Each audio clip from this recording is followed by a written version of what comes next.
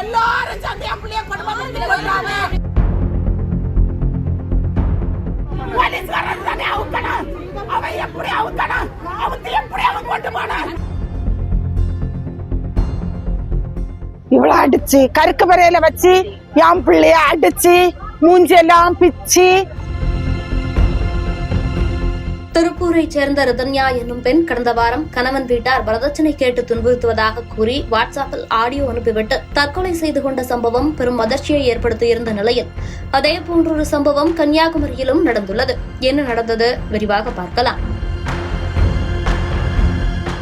கன்னியாகுமரி மாவட்டம் திக்கனங்கோடு பகுதியைச் சேர்ந்தவர் புஷ்பலதா. இவர் மேல்மிடாலம் பகுதியைச் சேர்ந்த நிதின்ராஜ் என்பவருக்கு செவிலியரான தனது மகள் ஜெபிலா மேரியை 26 மாதங்களுக்கு முன்பு திருமணம் செய்து வைத்துள்ளார். ஜெபிலாவும் நிதின்ராஜும் கடந்த 10 ஆண்டுகளாக காதலித்து வந்த நிலையில் இவர்களுக்கு பெற்றோர் சம்மதத்துடன் திருமணம் நடந்துள்ளது. இந்நிலையில் பெண் வீட்டார் மாப்பிள்ளை வீட்டிற்கு வரதட்சணையாக 7 லட்சம் ரூபாய் ரொக்கப்பணம், 50 சவரன் தங்க நகை, 2 லட்சம் ரூபாய் மதிப்பிலான சீர்வரிசை, இருசக்கர வாகனம், 50 லட்சம் ரூபாய்க்கு வீடு உட்பட சுமார் 1.5 கோடி ரூபாய் மதிப்பிலான பொருட்களை வரதட்சணையாக அளித்ததாக கூறப்படுகிறது.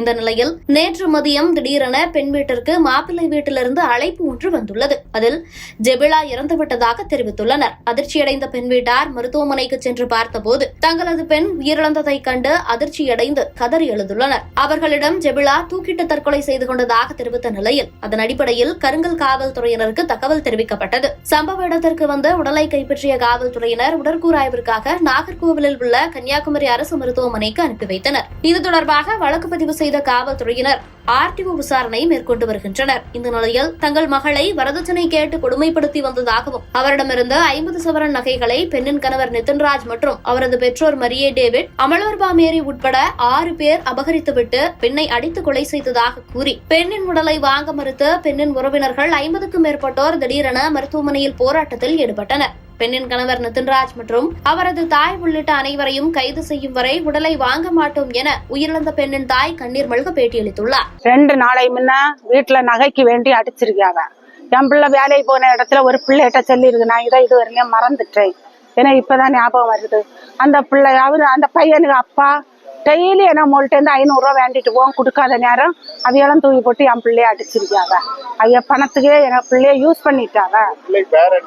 ஜெபிலா மேரி மேல்மிடாலத்துல கல்யாணம் பண்ணி கொடுத்தேன். 5 மாசம் ஆச்சு. நிதின்ராஜுக்கு மேல்மிடாலத்துல ஜனவரி மாசம் 8ஆம் தேதி ஆரோபண அன்னையில வச்சு நான் கல்யாணம் பண்ணி கொடுத்தேன். கொடுத்ததுல இருந்து அந்த பிள்ளைக்கு டார்ச்சலு.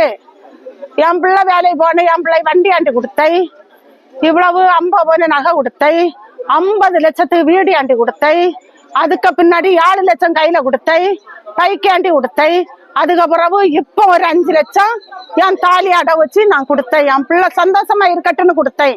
ஆனா இவ்வளவு கொடூரமான பாவிகள்னு நான் அறிஞ்சிருந்தா கொடுத்துருக்கே மாட்டேன். நான் என்ன நடவடிக்கை ஆனாலும் நான் எடுப்பேன். நீங்க என்ன நடந்துனா டெய்லி டார்ச்சர், வரதட்சணை, பணப்பிரச்சனை, வரதட்சணை. அவ இவளா அடிச்சு மெயின் காரணம் அவனுங்க அக்கா இவளை அடிச்சு கருக்கு பறையில வச்சு என் பிள்ளைய அடிச்சு மூஞ்செல்லாம் பிச்சு நுள்ளி வச்சுக்கிட்டு கருக்கு பறையில இறக்கி விட்டுட்டு எனக்கு போன் பண்ணுனா நிதினு ஒரே ரோட்ல நிக்கியா, நீங்க வாருங்க, நான் போறோம்னா என் பிள்ளையும் காணையில நிதினியும் காணையில. அதுக்கப்புறம் வீட்டுக்கு வந்த பிறகு போன் அடிச்சா என்ன அம்மா சொன்னா நான் வீட்டுக்கு வந்திருக்கேன்னு. அன்னை ஒரு சண்டை நடந்து ராத்திரி ஃபுல்லா அவனு அக்காடாரு பட்டி நாயை கொண்டு வந்திருக்கு. பட்டி நாயை வெளியில இறங்குன்னு என் மோளை சொல்லி இருக்கியா. நாய் மறுநாள் அவனுக்கு சித்தி போன் பண்ணுனா பார்க்க போச்சுல இறந்துட்டா. நான் வீட்டுக்கு போவேல, வீட்டுக்கு போய் ஆஸ்பத்திரிக்கு போனேன். நடவடிக்கை எனக்கு 6 பேர் இந்த இடத்துல வரணும், 6 பேர் வரணும், 6 பேரையும் அரெஸ்ட் பண்ணணும். எனக்கு நீதி வேணும். இதுவரையிலயும் ஒரு நடவடிக்கையும் எடுக்கல. என் பேரு புஷ்பலதா. திக்கனங்கோடு பக்கத்துல தாராவிளைன்னு சொல்லக்கூடிய இடத்துல உள்ள ஒரு பொம்பளை பிள்ளை ஜெமிலா மேரி. அந்த பிள்ளைய அந்த பொண்ணை மேல்மிடாலம் பக்கத்துல உள்ள ஒரு பையன் நிதின்ராஜ்ங்கிற பையனுக்கு கடந்த டிசம்பர் மாதம் திருமணம் செய்து கொடுக்குறாங்க. திருமணத்தின் போது கிட்டத்தட்ட 1.5 கோடி ரூபாய் அளவிற்கு வரதட்சணை கொடுத்துருக்காங்க அந்த பொண்ணுங்க வீட்டில இருந்து. 50 லட்சம் ரூபாய்க்கு வீடு வாங்கி கொடுத்துருக்குறாங்க. 7 லட்சம் ரூபா கையில் பணமாக கொடுத்துருக்குறாங்க. ஒரு 2 டூ வீலர் வாங்கி கொடுத்துருக்காங்க. அது போக 50 பவுன் நகை வந்து வரதட்சணையாக கொடுத்துருக்காங்க.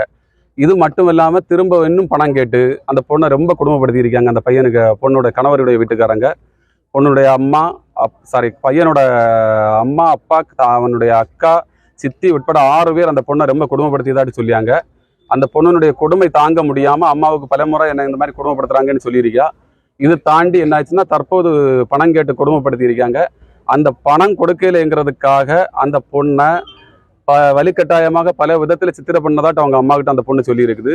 நேற்று முன்தினம் அந்த பொண்ணு முட்டம் பகுதியில் இருக்கக்கூடிய ஒரு தனியார் மருத்துவக் கல்லூரியில் நர்ஸாக பணிபுரியுது. அந்த நர்ஸிங் டியூட்டிக்கு போயிட்டு நைட் ஷிஃப்ட் முடிச்சு அந்த பொண்ணு வீட்டுக்கு காலையில் வந்திருக்கு.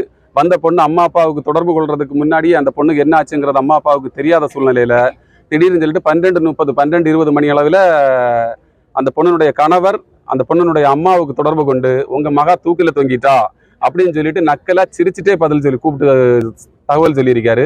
இதை கேட்ட அம்மா எங்கே இருக்கிறான்னு கேட்டு வரும்போது காவல்துறைக்கு கூட தகவல் சொல்லாமல் அந்த கணவர் வந்து அந்த பொண்ணை வந்து தூக்கி கருங்கல் பகுதியில் இருக்க ஒரு தனியார் மருத்துவமனையில் சேர்த்திருக்காரு. அந்த தனியார் மருத்துவமனையில் சென்று பார்க்கும்போது அந்த பொண்ணுடைய அம்மா அப்பா பார்க்கும்போது அந்த பொண்ணுடைய பிணமாக இருக்கிறாங்களே தவிர உயிர் கிடையாது. அந்த பொண்ணை பிணமாக தான் அவங்க அம்மா அப்பாவால் பார்க்க முடியுது. இதனால் இவங்க வந்து சந்தேகப்படுறாங்க. அங்கே போய் அவங்க வீட்டில் பார்க்குறாங்க. வீட்டில் அவங்க தூக்கில் தொங்கினதா சொல்லக்கூடிய இடத்துல வந்து தற்கொலைக்கான எந்த முகாந்திரமும் அதில் தெரியலை. அவங்க அம்மா அப்பாவுக்கு அவங்க உறவினர்கள் எல்லாரும் போய் பார்க்குறாங்க. எந்த முகாந்திரமும் இல்லாததுனால எங்களுடைய பொண்ணு மரணத்தில் இழப்பு இருக்குது, மரணம் இருக்குது அப்படின்னு சொல்லிட்டு காவல்துறையில் புகார் பண்ணுறாங்க. அந்த பொண்ணுடைய கணவரை பிடிச்சி காவல்துறையில் உட்கார வச்சிருக்கு காவல்துறை. இதுவரைக்கும் அந்த மீதி உள்ள 5 பேர் மேலே கம்ப்ளைண்ட், மொத்தம் 6 பேர் மேலே கம்ப்ளைண்ட் பண்ணியிருக்காங்க. 6 பேரில் 5 ஒருத்தர் கணவரை மட்டும் போலீஸ் கூப்பிட்டு உட்கார வச்சிருக்கு. பிரேத பரிசோதனைக்காக இன்னைக்கு ஆர்டிஓ வந்தாங்க.